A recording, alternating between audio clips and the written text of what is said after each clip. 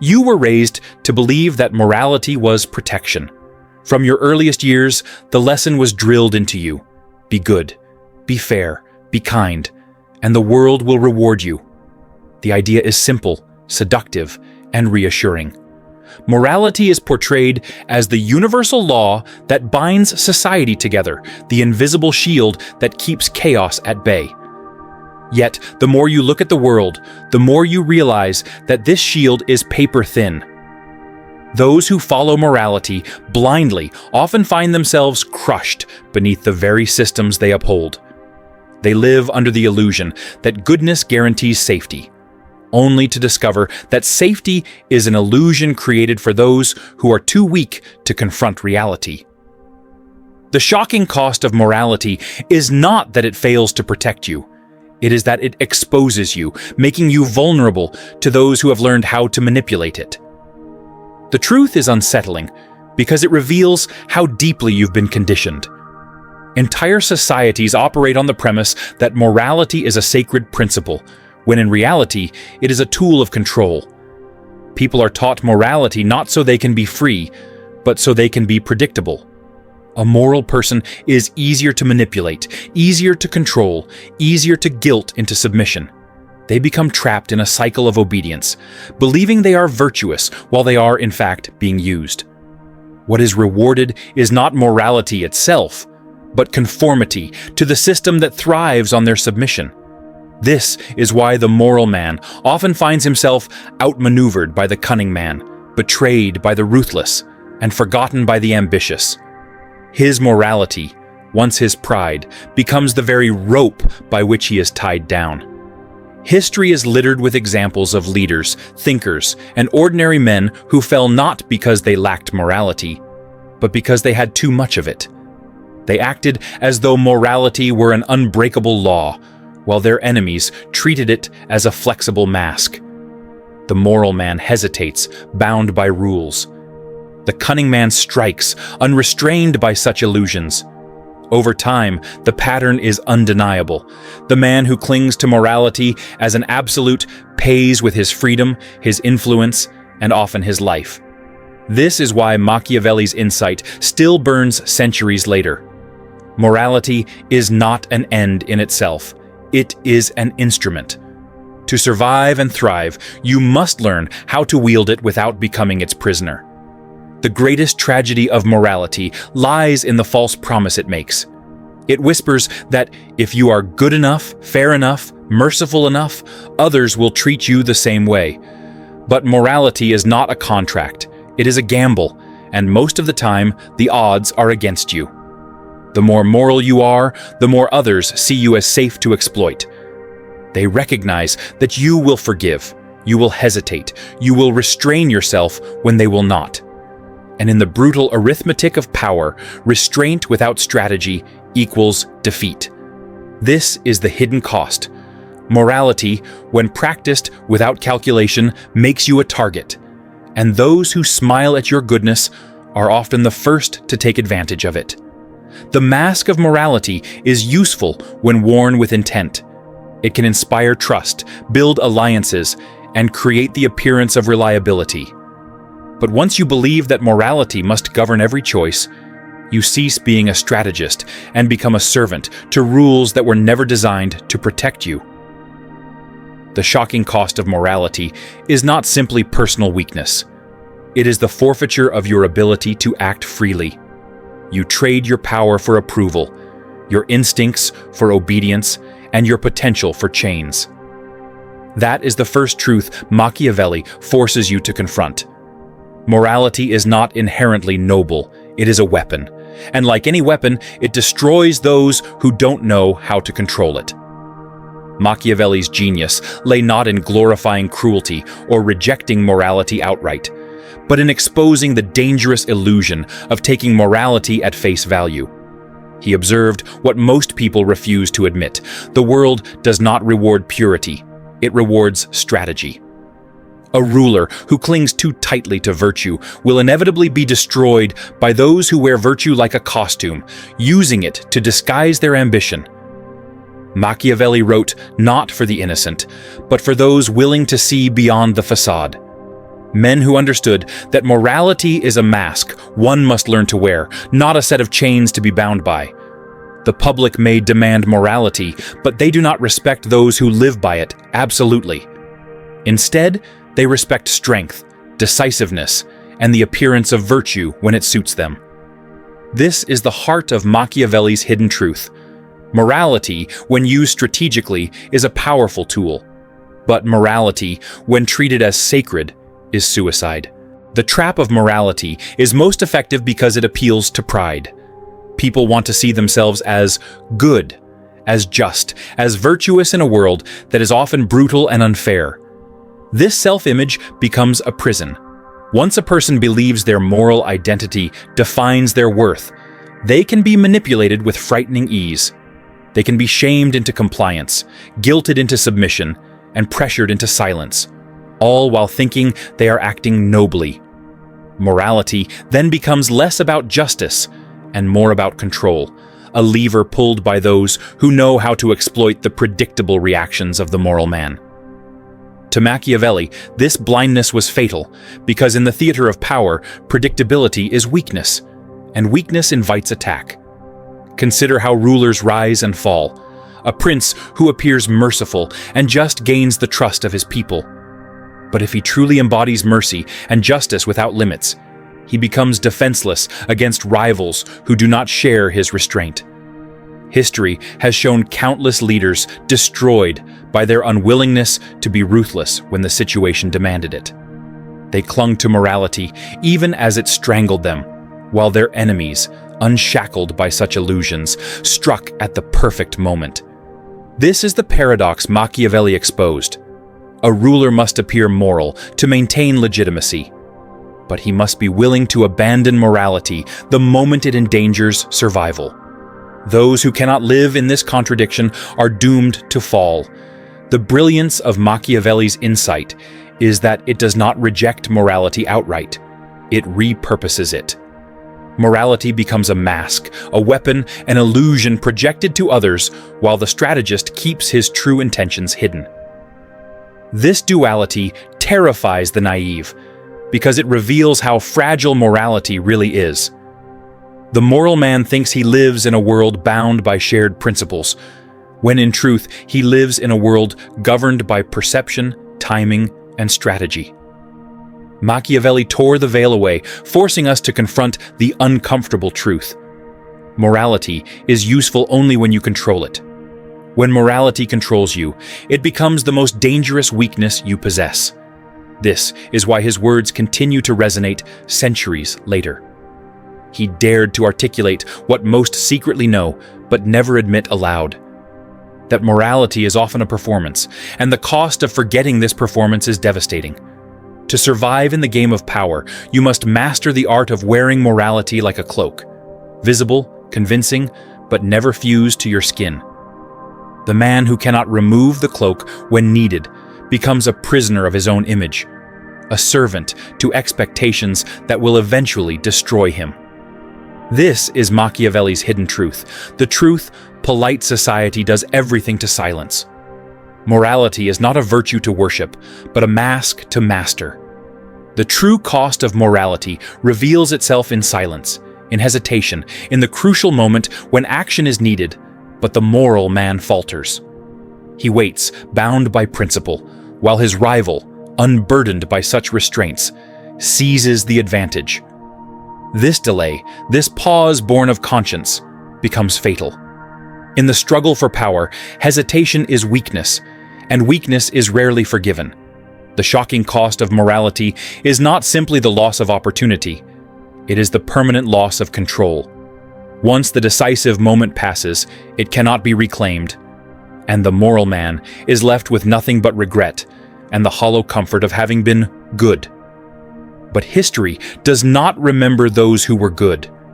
It remembers those who acted. Morality also drains power by inviting exploitation. The man who always forgives becomes the man who is always betrayed. The man who insists on honesty becomes the easiest to deceive. The man who practices fairness without calculation becomes the man most often cheated. In every field, From politics to business to personal relationships, those who bind themselves to morality without strategy find themselves drained, used, and discarded. Their kindness becomes a currency others freely spend. Their loyalty becomes a leash around their neck. Their honesty becomes the very weapon that cuts them down. And yet, blinded by their devotion to morality, they mistake exploitation for virtue, convincing themselves that sacrifice is proof of goodness rather than evidence of manipulation. Another cost lies in perception. Morality without strength does not earn respect. It earns contempt. People may praise the moral man in public, but privately they see him as weak, predictable, and safe to exploit. He becomes the convenient friend who will never retaliate, the obedient worker who will never rebel, the loyal partner who will endure endless disrespect. To be perceived as moral without also being feared is to be seen as harmless. And in the hierarchy of power, harmless men are invisible at best, disposable at worst. Respect is not given to those who are merely good. It is given to those who are good by choice, strong enough to enforce it, and ruthless enough to withdraw it when necessary. Without this balance, morality is nothing more than a costume of weakness. The psychological burden of morality is equally destructive. The man who lives under its absolute rule becomes enslaved to guilt. Every decision is haunted by the fear of being unjust, every action second-guessed by the imagined judgment of others. His mind becomes a prison of doubt, where morality is the warden. He cannot act freely because his identity is chained to being good. And in this cage of self-imposed virtue, he watches as others move decisively, ruthlessly, without hesitation, advancing while he remains paralyzed. The cost of morality is not only external in betrayal and exploitation, but internal in the quiet erosion of self-confidence. In the harsh reality of power, morality also prevents necessary ruthlessness. There are times when survival demands a hard choice, when mercy would mean destruction.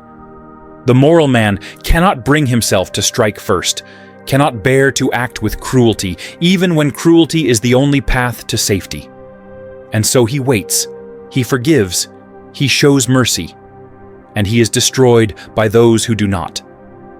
The shocking cost of morality, then, is not merely weakness, but the certainty of defeat when faced with an opponent who recognizes no such limits.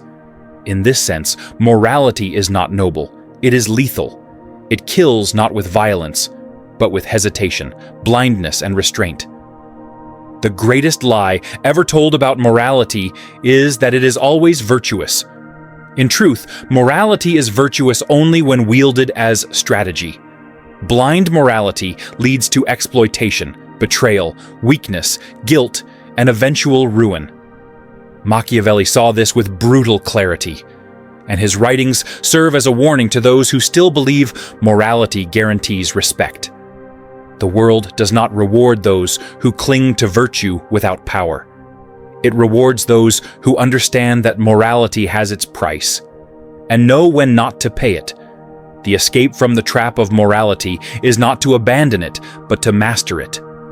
Machiavelli understood that morality has power, but only when it is treated as a mask, a tool, a calculated performance, rather than an unbreakable rule.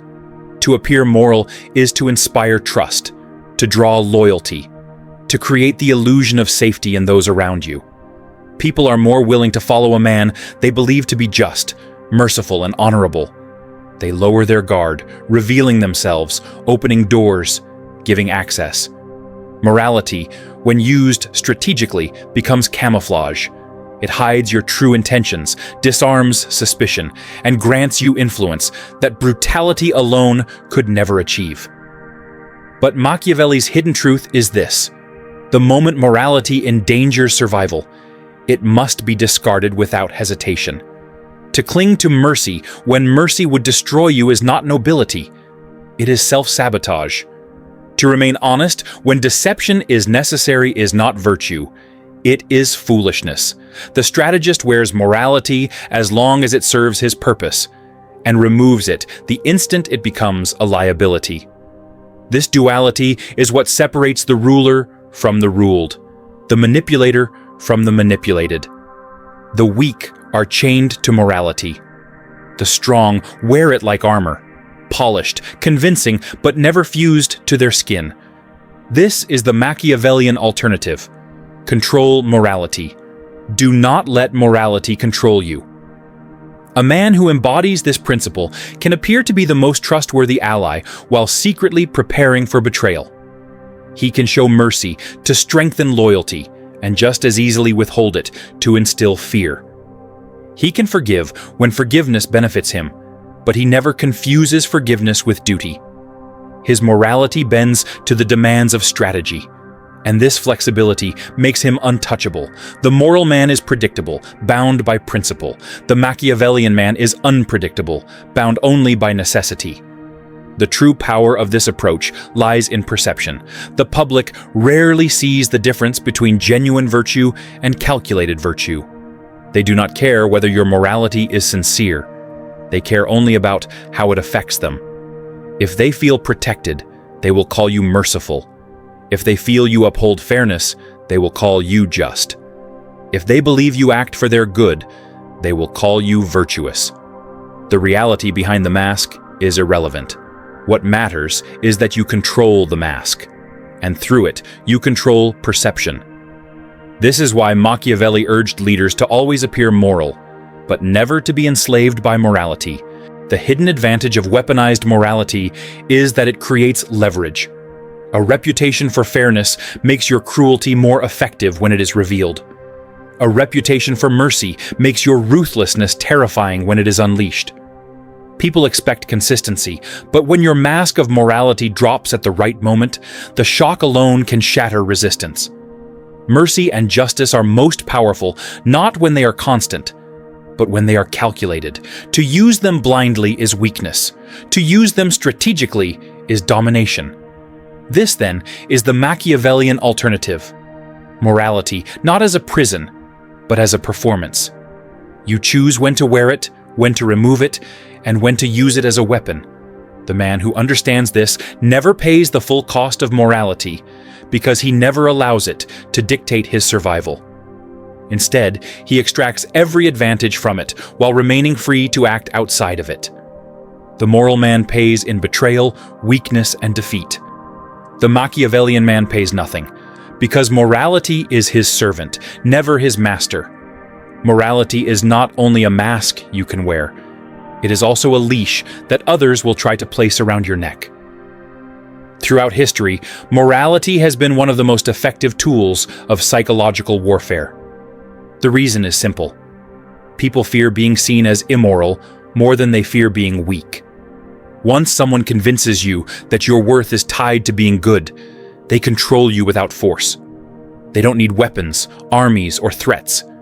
They only need to whisper that you are selfish, cruel, unjust, or unkind. And immediately you bend, defend, and justify yourself, desperate to prove them wrong. This is the hidden function of morality in society, not to make people better, but to make them obedient. The brilliance of this trap lies in its invisibility. When morality is weaponized, you don't see chains, you don't feel the whip, but you act as though they are there. You censor your instincts, silence your desires, and restrain your power out of fear of moral judgment. In this way, morality becomes the perfect prison, a prison without walls. And those who know how to use morality as a weapon are the true wardens. They can guilt you into sacrifice, shame you into compliance, and corner you into silence, all while appearing righteous themselves. You obey not because you must, but because you've been conditioned to equate morality with survival. This psychological manipulation is visible everywhere. In politics, leaders present themselves as moral guardians while using morality to control the population. In business, employers demand loyalty and sacrifice under the banner of fairness, while exploiting workers who believe it is their moral duty to endure. In relationships, morality is wielded as guilt. If you cared, you would do this. a trap that forces one person to carry the weight of another's needs while their own are ignored. In each case, morality is not a shield for the weak, it is a tool for the cunning. Those who wield it understand the deepest weakness of the moral man, his fear of being seen as immoral. The weaponization of morality is powerful because it attacks the core of identity. Once you believe you are good, any suggestion that you are not strikes at your very sense of self. The manipulator exploits this by positioning themselves as the judge of your morality. They hold the power to label you selfish, cruel, unjust, and in response, you bend over backwards to prove them wrong. You overextend, you over-sacrifice, you compromise until nothing is left of your strength. In this way, morality becomes a noose that you tighten around your own neck. The cunning need only pull at it when they want control. This is why Machiavelli insisted on seeing morality as a tool rather than a law.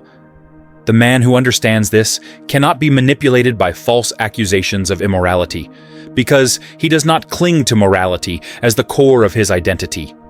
He wears it when it benefits him, discards it when it does not, and never fears being judged for the mask he chooses not to wear. His power lies in this detachment. While others live in fear of guilt and shame, he moves freely, immune to the invisible chains that bind the rest. To weaponize morality against him is impossible because he has already stripped morality of its sacredness. And yet, this is precisely why the masses are kept ignorant of Machiavelli's hidden truth. If people understood that morality was a construct designed to control, they would no longer obey so easily. They would no longer sacrifice blindly, no longer give loyalty without question, no longer allow guilt and shame to dictate their actions. They would see morality for what it truly is, a system of psychological chains enforced by those who benefit most from obedience.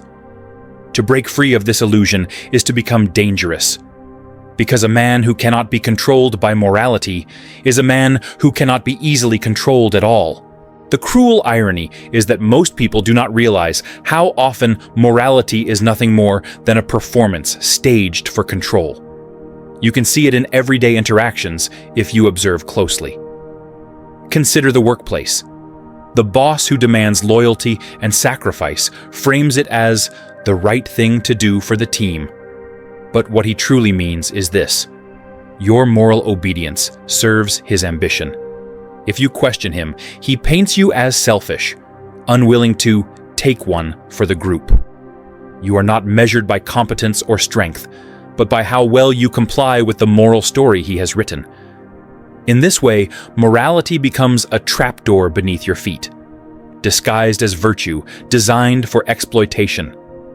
Or look at relationships, where morality is often disguised as guilt. The partner who says, "If you really loved me, you would do this," is not appealing to logic or fairness. They are weaponizing your moral self-image. They know you fear being seen as unloving, uncaring, or selfish. That fear is their leverage, and once you fall into that trap, you will sacrifice endlessly, not because you want to, but because you are terrified of being labeled morally deficient. Here, morality is no longer a guide to right action. It is a weapon to strip you of choice. Even in society at large, morality is a tool of manipulation. Entire groups are shamed into silence because speaking the truth is painted as offensive, unkind, or morally wrong. The reality does not matter. The truth does not matter. What matters is that morality has been framed in a way that forces compliance. People censor themselves not because they lack ideas, but because they fear the mob branding them as immoral. In this way, morality polices thought itself. And once thought is shackled, action is unnecessary. You have already been conquered in silence. But here lies Machiavelli's hidden truth. If morality can be used against you, it can also be used by you. To master this game, you must learn two things. First, how to resist the moral weapons of others. Second, how to strategically wield morality as a weapon of your own. Resistance begins with understanding that accusations of immorality only carry power if you accept them. When someone tries to guilt you, they are assuming you will play by their rules. If you break free of those rules, their weapon becomes useless. The insult "selfish" loses all force if you have the strength to own it. The accusation "cold" means nothing if you know that in certain moments, coldness is power. The label "unfair" cannot control you if you are no longer afraid of appearing unjust. The second step is weaponization. Just as others wield morality to manipulate you, you can wield it to shape perception. Strategic leaders throughout history have used morality as a mask to disarm enemies and rally allies. By appearing righteous, they win loyalty. By accusing rivals of moral failure, they isolate them. Morality is a stage, and those who know how to act upon it control the audience. The key is to separate the performance from the reality. Never believe the stage is real. Play your role when it serves you, and step off the stage when it does not. This is why Machiavelli argued that it is more important to appear virtuous than to be virtuous. Appearance is a tool, a performance that shapes how others see you.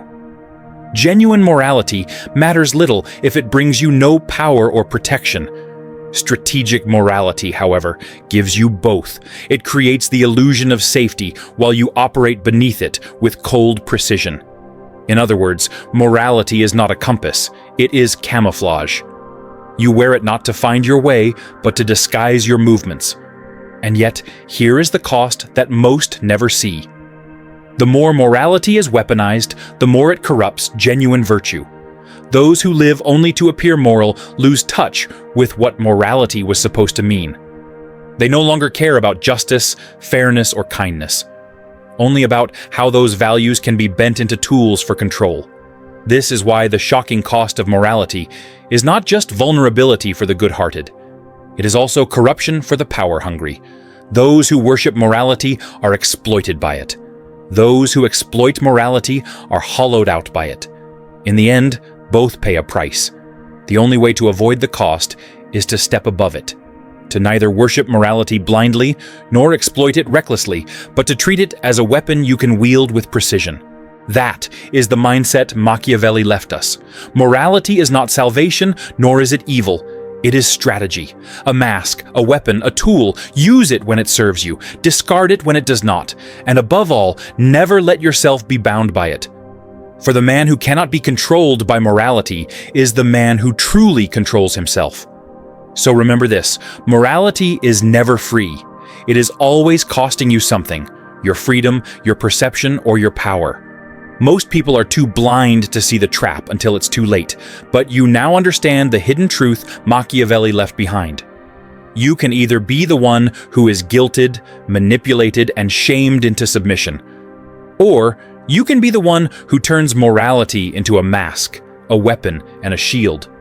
The choice is yours. Never forget, the world doesn't reward those who are truly good. It rewards those who know how to appear good while moving with precision in the shadows.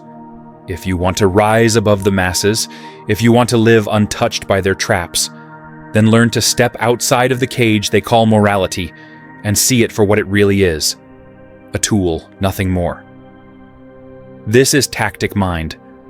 If you found power in this message, sharpen it, hold on to it, and never let the illusions of others control you again.